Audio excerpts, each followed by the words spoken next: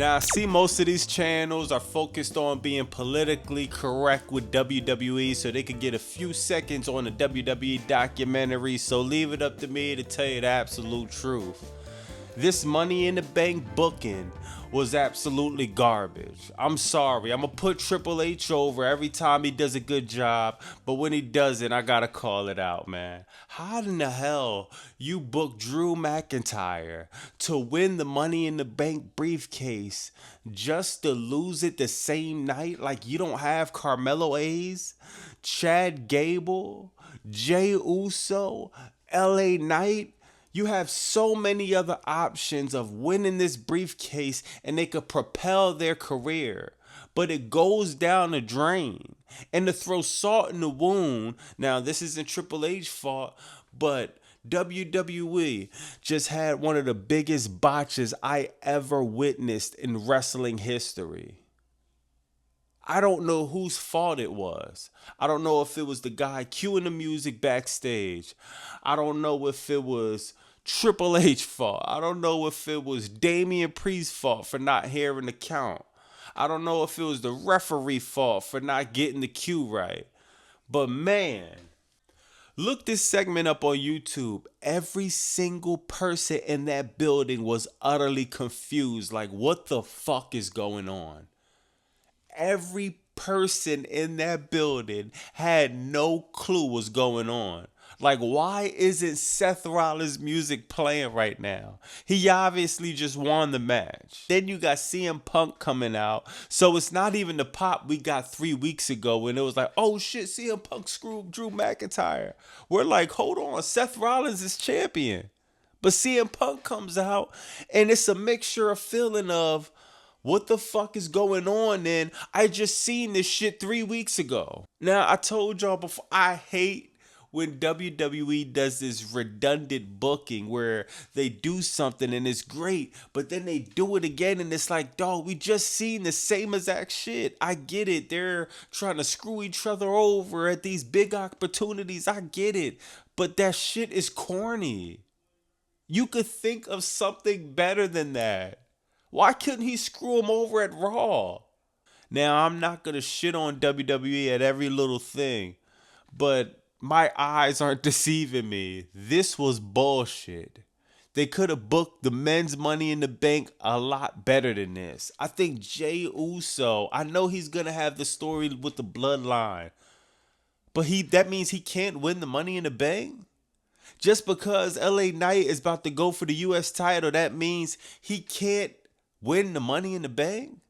Carmelo Hayes, even though I said he needs a few more years and I smelled a Similac on his breath, he's still a great talent. He's the future of the WWE. He would have carried that contract similar to how Tiffany Stratton is going to carry the contract from her winning. He couldn't have won it. Chad Gable on one of the greatest heel runs we've seen in a long time couldn't have benefited off that. Money in the Bank men's contract is a complete waste for 2024. Oh man. This is what we say in Philly, that's a bad John. That's what we call a bad John, man. Tiffany Stratton, that's a good segue to Tiffany Stratton. Tiffany Stratton wins her Money in the Bank contract match, and that was pretty obvious. It was no one else that was going to come close to what Tiffany Stratton has been doing the past year. She's been absolutely incredible. She deserved it. She's going to be a tip-top heel. They already teased Tiffany Stratton and Trish Stratus, which is going to be mega. Tiffany Stratton is on a great run right now. I like to see her continue the momentum, and that was like an obvious one for everybody. Money in the Bank women's match was a complete crazy ass match, man. You know, you had some botches, like the botch with Zoe Stark. Thank God she's good and she didn't break her fucking neck.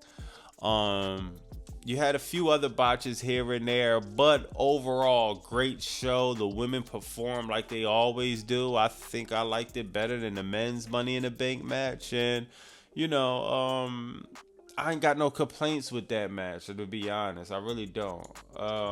You got Sami Zayn beating Bron Breakker. Oh, man. Like I say all the time, professional wrestling is the best when they told the line between what's scripted and what's reality. We know what's scripted. Sami Zayn, he's from Canada. Oh, he beats Bron Breakker. Reality, Bron Breakker would have whipped Sami Zayn ass badly in real life. Beat the brakes off him in real life. I don't get why WWE does this thing where a babyface can't cheat. It would have made so much sense if Sami Zayn would have low blow Bron Breakker. Sami Zayn would have grabbed a steel chair, grabbed some brass knuckles, did something to beat Bron Breakker because he's just a monster. He's such a monster. He can't beat him straight up. Something like that would have happened in real life. But in WWE life, Sami Zayn looks like he hasn't been to the gym in about 2 to 3 weeks since they was at Scotland. Goes over and beats Bron Breakker, somebody who lives in the gym, stocky, brolic, breaking shit all over the place. He loses straight up to Sami Zayn. Good way to bury Bron Breakker. Now, I hope the burial doesn't continue. I hope when Raw comes, he goes on a rampage like he did after the King of the Ring. But man, all right, you got the Seth Rollins and Damian Priest match. I already touched on that. Match was cool. Seth Rollins, he looked good to be out of WWE the past few months. At the same time, you could tell that he just got to get acclimated and being in the ring and, you know, get into the rigorous schedule of being a professional wrestler and being one of the top stars. But besides the embarrassing, horrific botch that one of them did, whether it's Damien, the ref, or the music guy in the queue, besides that, it was a good match. They are two good workers. It was just unfortunate that botch like really stands out in my head, and really a lot of people talking about it online. Yeah, I knew the Bloodline was gonna win this one. Solo Sikoa pins Cody, Rhodes. Jacob Fatu looked amazing, man. Randy Orton tried to do the DDT thing to hit him with the RKO. He completely no-sold it. Jacob Fatu is a star, man. Solo Sikoa, I know a lot of people out is like, yo, think Jacob Fatu is so many levels above Solo Sikoa, but that's only in the in-ring. Solo Sikoa has something that just takes time to develop, and that's in-ring psychology, man. He got that down to the science, man. He knows how to slow the pace down of the match. He knows how to tell a story. Incredible work by Solo Sikoa.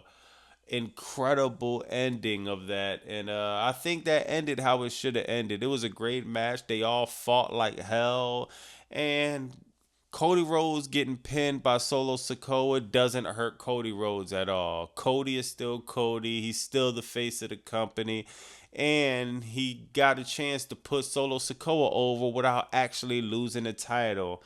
A lot of people saying that this is going to set up for Solo versus Cody at SummerSlam, and hopefully we get Roman coming back. I could see that happening. I could honestly see that happening, and I'm not mad at that at all. And one of the biggest things of the night, was this the biggest thing tonight? Yeah, man, this was probably the biggest thing tonight. John Cena announcing his retirement. He's going on a retirement tour.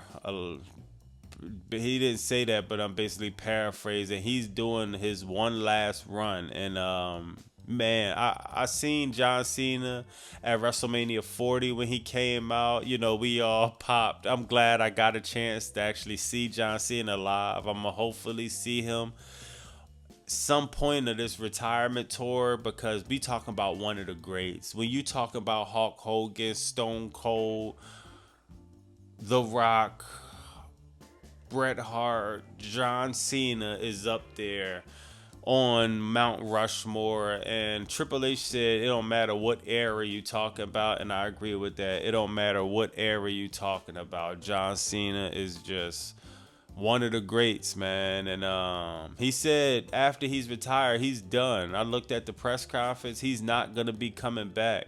Now, as far as in-ring competition, he's not going to be coming back. He's still going to do some mic work. He's still going to help out the guys at NXT. He's still going to give his 2 cents in. But as far as literally being in the ring, he's not going to be doing that. And he said he's even going to retire. You're never going to see the shorts and you're never going to see the whole gear again, which is incredible. He was asked about being a heel, like kind of The Rock did on the Final Boss this last run, but he said, nah, man, it's like the ship has sailed for that. And I agree. I don't really want to see John Cena as a heel. Wherever he goes, he's going to get a major pop from everybody around the world because, man, even when we didn't like John Cena, we loved to hate him. Now, this is his last run. It's going to be very emotional, even when it comes down to his last match.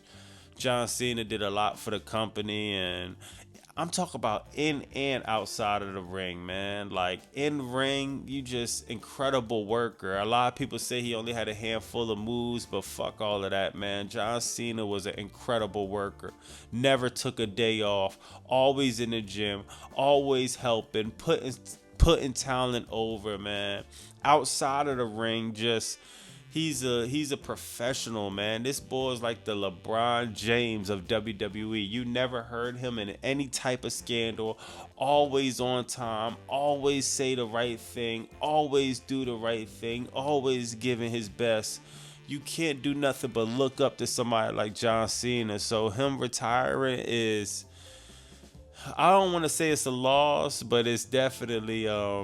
It's bittersweet, man. It's bittersweet because we don't want to see him go. We want to see him wrestle forever, but, you know, Father Time is undefeated. So, you know, John Cena, he's going to hang it up. And, man, incredible career, man. Incredible career. But that was Money in the Bank, man. This is definitely was the worst show of the year. I mean, like...